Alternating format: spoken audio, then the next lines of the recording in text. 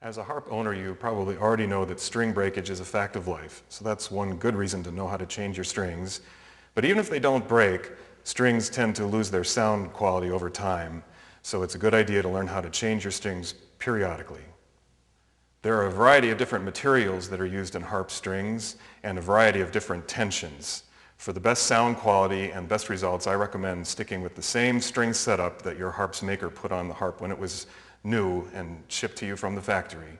In order to do that, I recommend contacting the harp's manufacturer and obtaining a string chart or list to tell you the exact right materials and gauges to use. Let's take a look at this harp.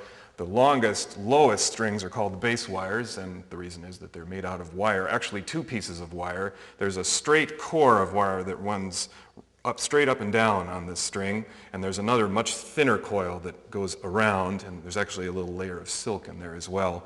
And those strings are used to get the lowest pitches on the harp.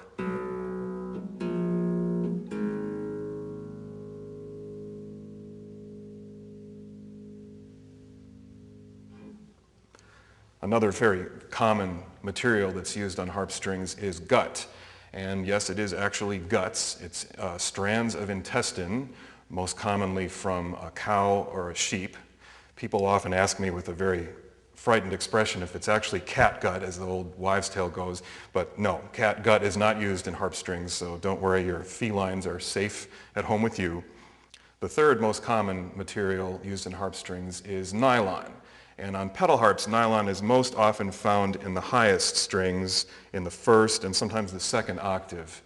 Nylon tends to have a brighter sound than gut, which has a much warmer sound.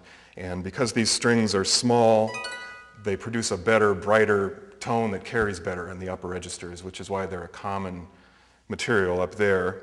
However, there are other harps that are strung with quite a bit more nylon. Quite a few lever harps, for instance, like this folk harp over here, are strung with a few bass wires at the bottom. This one has just two. And then the rest of the strings on this harp are actually nylon. And they're also a lower tension. This is one good reason why you have to contact your harp's maker, because if you put the harps that are designed, the strings that are designed for this harp on this harp, it could be quite a bit more tension than this harp is designed to handle.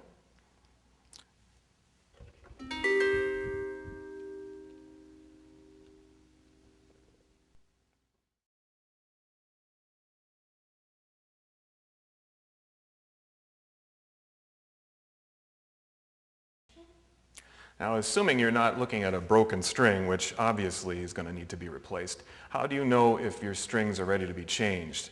Now, when I'm doing a harp regulation for a customer, the first thing I do is take a good look at all the strings and evaluate which ones might need to be changed. So I'll take a look for wear points, especially on a pedal harp where the discs engage the strings, such as right here on this C string. As the discs turn, I move the pedals. The strings are pushed by the discs to change the pitch, and as that repeatedly happens as you play the harp, pitting and wear can develop right where those discs touch. And so I take a look. If that pit becomes fairly severe, not only will it cause a buzzing sound and a loss of sound quality, you also can have problems with the harp's intonation. So that's a good sign that you should be changing the string. In the middle of the string where you tend to play, a lot of playing will eventually wear down some of the string, and that'll also make the tone quality deteriorate. So feel the middle of the strings, and if you feel something like a deeper well there, then that means it's ready to be changed.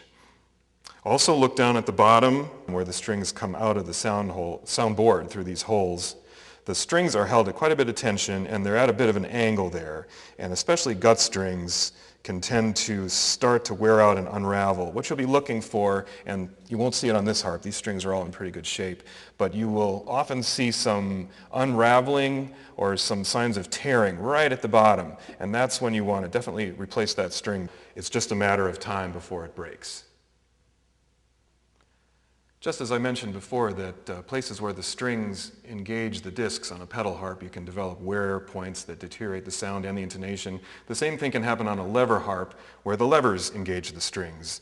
So take a look where all your levers engage the strings and look for wear right where the levers push against them. Depending on the lever you have, it may be pushed in or pushed to the side. But if you see any damage on the strings around the levers, it's a good idea to consider replacing that string.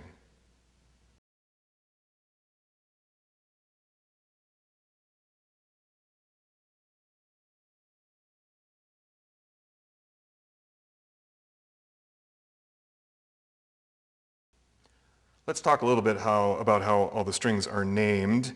The system can be a little confusing, and you need to know which string to order and which string from your set you need to put on your harp.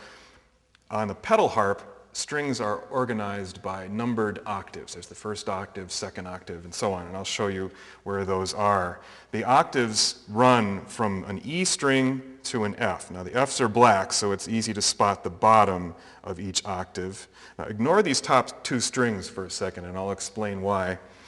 So this first octave, because the lowest numbers are found at the top of the harp and the highest numbers at the bottom, so the first octave starts up here from this E down to this F. And right after that we have the second octave going down to this F, and the third octave, and the fourth octave, and the fifth octave, and the sixth octave, and down here we have just three strings of the the seventh octave.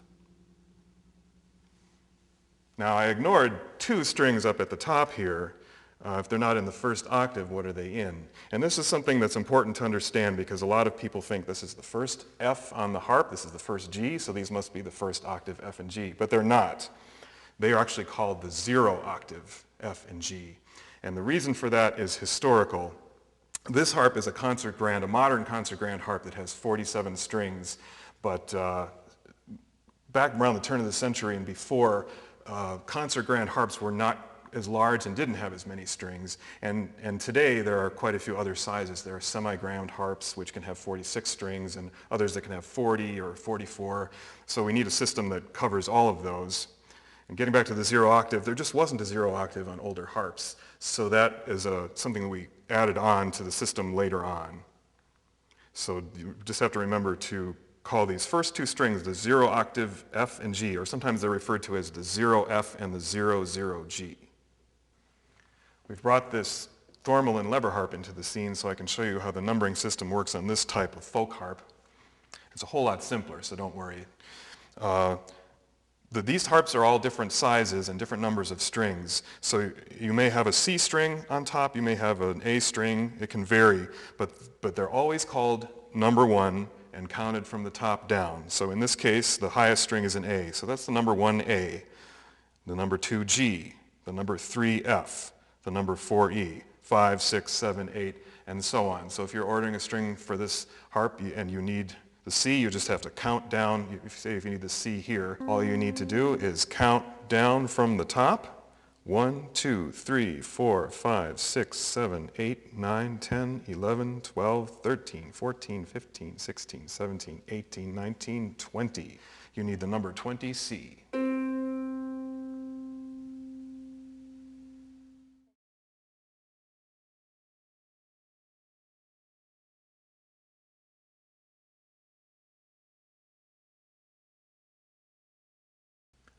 Here are the tools that you'll need to replace a string.